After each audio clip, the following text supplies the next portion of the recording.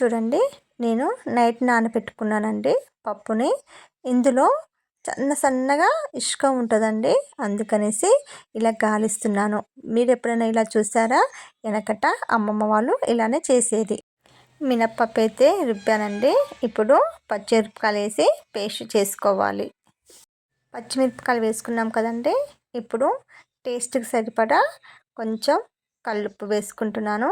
అలాగే ఒక 2 రెబ్బలంతా ఎల్లిపాయ, కొంచెం జీలకర్ర. మనము ముందుగా మినపప్పు రుబ్బి పెట్టుకున్నాం కదా, అందులోనే పేస్ట్ చేసిన పచ్చిమిరపకాయల పేస్ట్, కొద్దిగా కరివేపాకు కూడా వేస్తున్నాను. చూడండి, గారెల టేస్ట్ కోసం అనేసి సన్నగా తరిగి పెట్టుకున్న ఉల్లిపాయ ముక్కలు కూడా వేస్తున్నాను. చూడండి, కొంచెం ధనియాల పొడి కూడా వేస్తున్నానండి, చాలా టేస్టీగా ఉంటుంది. కొద్దిగా కస్తూరి మేతి కూడా యాడ్ చేస్తున్నాను. ఇప్పుడు కొంచెం అల్లం పేస్ట్ కూడా యాడ్ చేసుకోవాలండి, చాలా టేస్టీగా ఉంటాయి. గారెల పిండిలో ఇవన్నీ వేసుకున్నాం కదండి. ఇప్పుడు అదంతా మంచిగా కలిసేలాగా ఇలా కలుపుకోవాలండి. మీరు కూడా ఇలా ట్రై చేసి చూడండి. వేడి వేడిగా చికెన్ కర్రీలోకి సూపర్ అంటే సూపర్ టేస్ట్ ఉంటుంది అండి.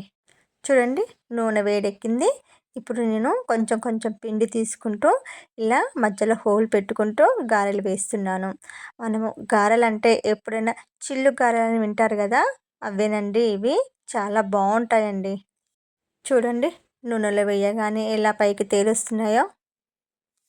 గారెలు అనేవి 2 వైపులా కాల్చుకోవాలి కదా, అందుకనేసి ఇలా తిప్పుకుంటూ ఉండాలండి. మంచిగా బ్రౌన్ కలర్ వచ్చేలాగా చూసుకొని తీసుకోవాలి. చాలా కరకరలాడుతూ ఉంటాయి. చూడండి, గారెలు మంచిగా బ్రౌన్ కలర్లో వచ్చినాయి, చాలా బాగున్నాయండి. చూస్తానికి నోరు ఊరుతున్నాయి. మీరు కూడా ఇలా ట్రై చేసి ఎలా ఉన్నాయో నాకు కామెంట్ బాక్స్లో కామెంట్ చేయండి. Okay, bye. చూసారు కదా, వేడి వేడి గారెలు మినపప్పుతో ఎలా చేయాలనో మీరు కూడా ట్రై చేసి ఎలా ఉన్నాయో నాకు కామెంట్ బాక్స్లో కామెంట్ చేయండి. Okay friends, bye.